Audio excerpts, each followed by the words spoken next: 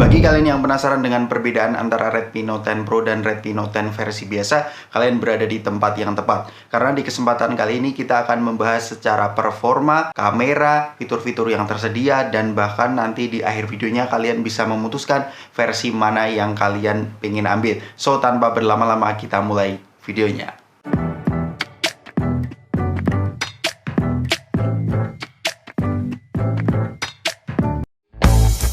Perbedaan pertama yang saya notice di antara kedua device ini adalah ukuran boxnya. Kalau versi Pro ini sedikit lebih besar, tetapi jangan khawatir teman-teman, di dalam boxnya itu aksesoris yang tersedia itu sama. Sama-sama mendukung charging 33 watt, sudah ada silicone case-nya, USB Type-C, dan SIM ejector. Untuk perbedaan selanjutnya kita langsung ke HP-nya saja. Untuk dimensinya, kedua device ini memiliki dimensi yang berbeda, di mana untuk Redmi Note 10 Pro ini 6,67 inci, sedangkan versi regulernya 6,43 inci. Dengan berat 193 untuk versi Pro, 178 untuk versi non-Pro-nya. Sedangkan frame-nya ini terbuat sama-sama menggunakan plastik solid. Kemudian hal yang berbeda selanjutnya adalah desain kameranya dan material belakang dari kedua device ini. Kalau untuk versi Pro-nya ini menggunakan Corning Gorilla Glass versi 5 atau glass, sedangkan versi regulernya ini menggunakan polikarbonat. Jadi teman-teman yang kemarin tanya di proses unboxingnya, ini untuk versi Pro-nya ini confirm ini menggunakan glass ya. Jadi jangan sampai ketukar lagi. Lanjut. Kemudian yang selanjutnya untuk displaynya, kedua device ini memiliki layar yang sama yaitu AMOLED,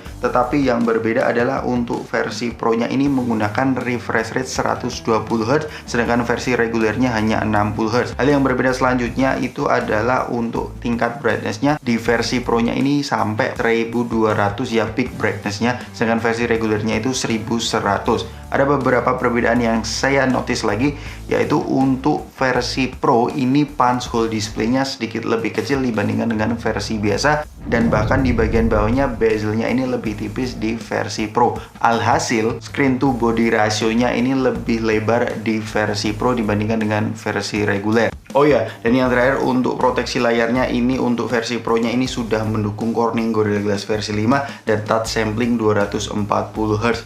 Untuk versi regulernya ini mendukung Corning Gorilla Glass versi 3. Kemudian untuk output dan inputnya ini kedua HP ini sama-sama lengkap. Sudah ada Air Blaster-nya, sudah ada fingerprint-nya, sudah menggunakan stereo speaker, dan sudah mendukung micro SD dan dual SIM. Hal yang berbeda adalah peletakan audio headphone jack-nya. Kalau versi Pro ada di sebelah atas, versi reguler ada di sebelah bawah. Untuk fitur-fitur pelengkapnya, kedua HP ini sudah mendukung stereo speaker, sertifikasinya juga sama IP53, charging 33 watt, tetapi kalau NFC hanya mendukung di versi Pro-nya. Yang non-Pro jelas nggak ada NFC-nya. Kemudian untuk sensor-sensornya ini cukup lengkap, tetapi untuk Redmi Note 10 versi reguler ini absen ya orientation sensornya. But for its price, I think this is really fine. Untuk spesifikasinya kalian bisa mengecek di video unboxing yang sudah saya buat, tetapi yang pengen saya obrolkan di sini adalah bagaimana dengan performa kedua HP ini. Apakah benar-benar berbeda ya antara versi Pro dan versi regulernya? Karena kedua HP ini saya pilih RAM-nya sama yaitu 6GB. Yuk kita mulai untuk tes performa gamingnya. Untuk game pertama saya mencoba menginstal COD, ini ternyata di versi regulernya pun ini bisa kalian set ke grafik rata kanan ya, atau frame rate max. Untuk COD ini saya jujur tidak mengalami perbedaan yang signifikan. Ini mungkin perbedaannya ketika kita mencoba game-game yang sudah support di 120 Hz. Dan kemudian saya mencoba untuk menginstal game kedua yaitu PUBG. Di game PUBG pun ini grafiknya sama, bisa kita set ke smooth ultra juga. Ini pengalamannya juga sama-sama bagus ya. Responsivitasnya menurut saya pribadi untuk harga 2 jutaan di versi regulernya ini hampir sama loh dengan versi Note 10 Pro ini. Ini amazing sekali ya Redmi Note 10 ini dengan Snapdragon 678-nya. Ini baru kerasa di game berat Genshin Impact ini.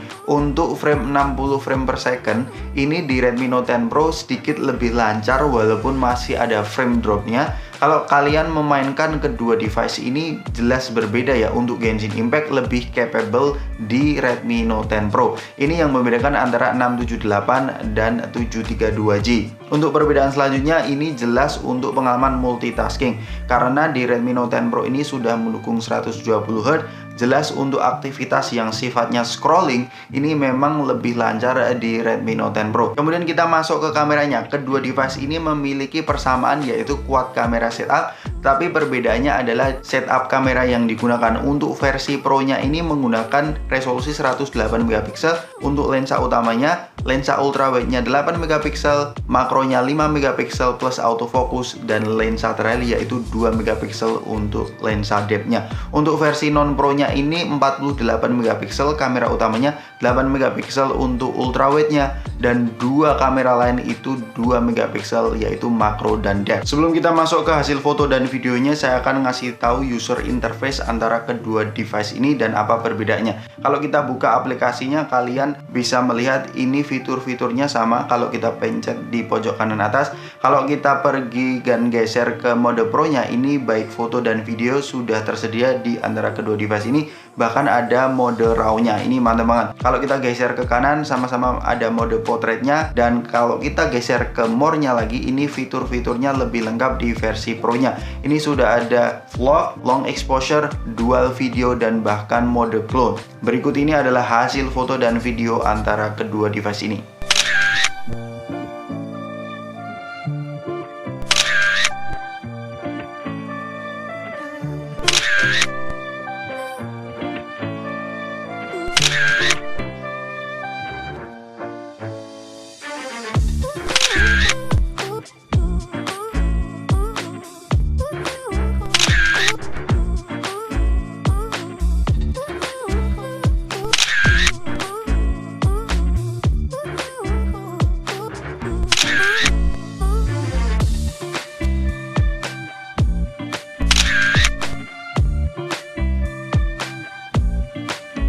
Halo guys, ini adalah hasil kamera depan dari Redmi Note 10 Pro dan Redmi Note 10 biasa. Kalau Redmi Note 10 Pro ini sudah mendukung ACE, sedangkan Redmi Note 10 biasa ini, kalau saya lihat di viewfindernya agak sedikit ini ya, jitter gitu ya.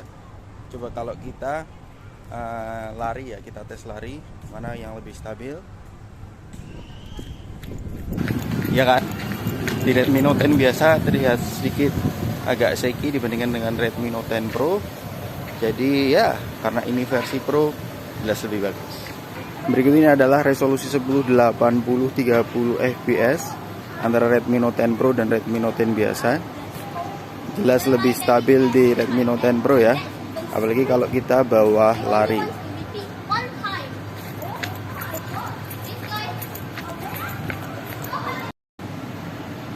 Kemudian ini adalah hasil dari resolusi 1080 60 fps nya, sama-sama berkurang ya tingkat kestabilannya. Menurut kalian bagus mana nih hasil dari video 1080 60 fps nya? Langsung kita bawa lari ya, agak backlight ya, memang mataharinya seperti itu.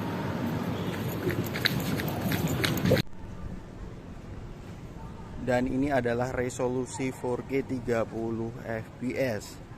Untuk Redmi Note 10 Pro ini sayangnya untuk 4K nya tidak ada ini ya, ACE-nya ya, malah lebih stabil Poco X3 NFC.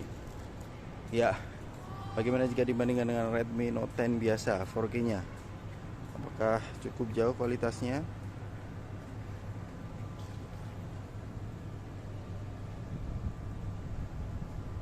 Langsung saja kita bawa lari lagi.